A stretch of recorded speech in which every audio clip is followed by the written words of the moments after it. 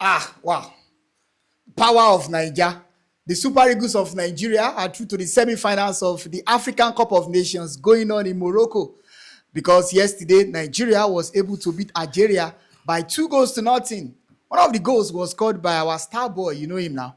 That's Victor Osimhen, while Akko Adams scored the second goal for Nigeria. Of course, welcome to another edition of Sport Hangout, where we give you the latest updates, the latest analysis coming from the ever-busy world of sport. We'll talk about the African Cup of Nations on the show, and I've not been doing it alone. Of course, you know my name. My name is Toby. I've got JJ in the studio with me. JJ, good afternoon. Yeah, good afternoon, Toby.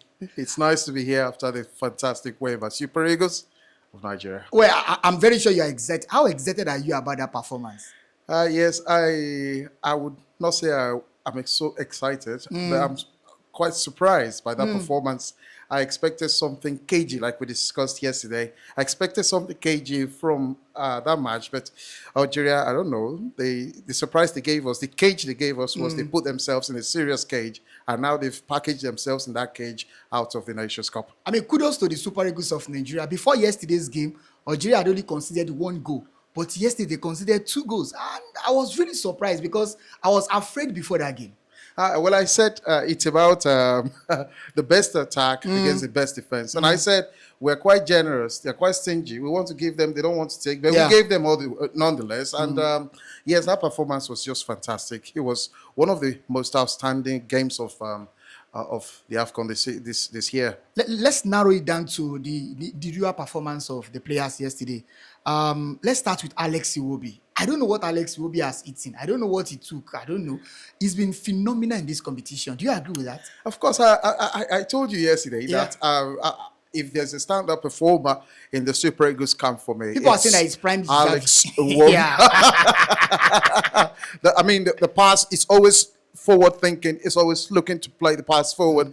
And the pass for Victor Osimhen yesterday to give the ball to Adams Harko, that was just a brilliant pass. That was a defense splitting pass. And if people are comparing him to Xavi, I know that's way over the top, but I think Xavi wouldn't have done any better than that pass. So Alex Iwobi is been, for me, for many others, it's been the star performer. In fact, not just for Nigeria, in AFCON this year, it's been truly a remarkable phenomenon. JJ, I know that Victor Osimhen can be hot-headed sometimes, but yesterday he scored his 4th goal for Nigeria. He now has 4 goals and 3 assists for the Super Eagles of Nigeria. Yesterday, he had a goal and an assist for Nigeria. How important is Victor Osimhen to the Super Eagles of Nigeria? Let's forget about his antics on the field of play. I know that people will say, hey, Osimhen, you know, he likes fighting, but I think we can't survive without Osimhen.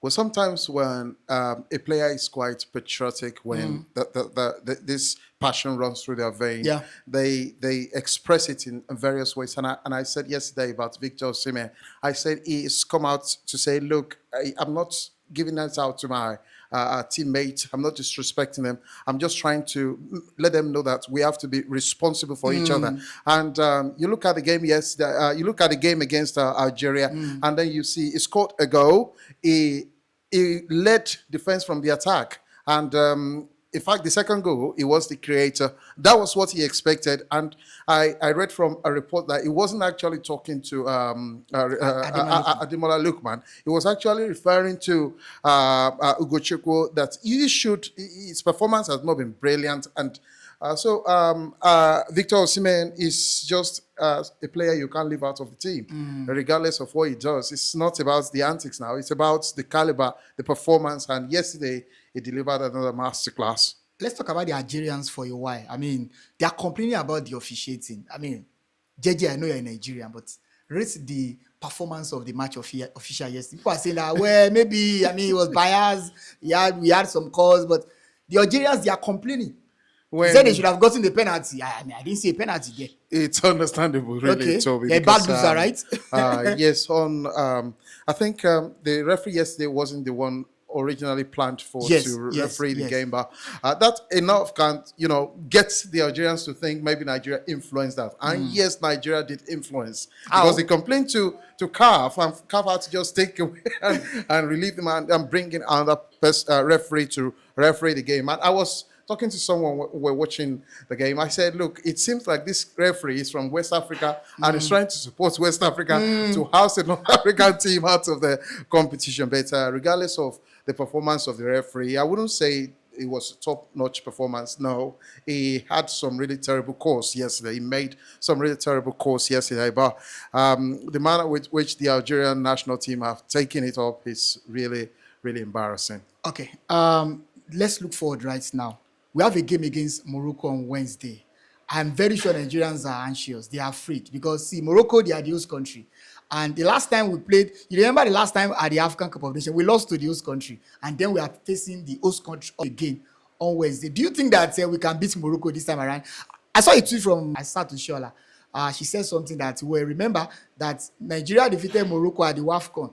The Moroccans want to revenge this time around, playing against the Super Eagles of Nigeria. Well, I don't know. Why does he always have to do with AFCON, African football, to think the host nation must always go far or they must always... But I think it's not about the host nation. We have to see them as just another team, another obstacle on the way we have to remove.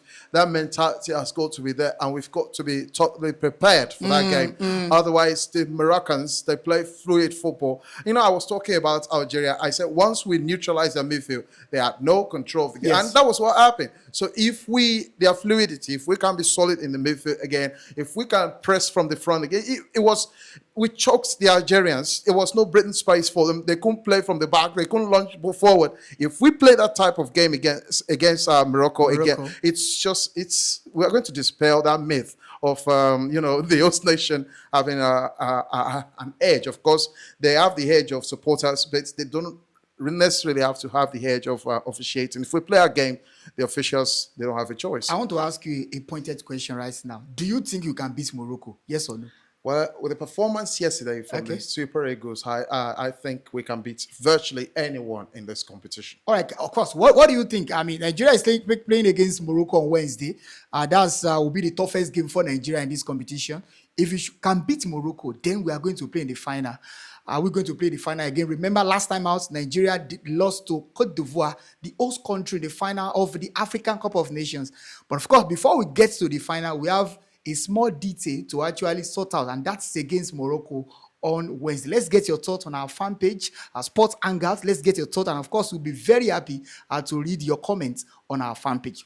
Next time we are going to meet, I remain Toby, and of course, JJ.